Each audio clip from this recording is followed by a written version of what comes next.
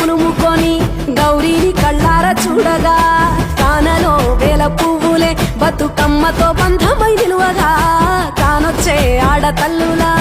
గదువల్లు పూసే గంధాలుగా కోటి కాంతులే నేల రాలగా పూల బంతులే ధరణి నిండగా తామరాకుపై తల్లి నవ్వగా పల్లె పల్లెల్ల వెన్నెల కురువగా ఊరు ఊగే ఉయ్యాల పాటగా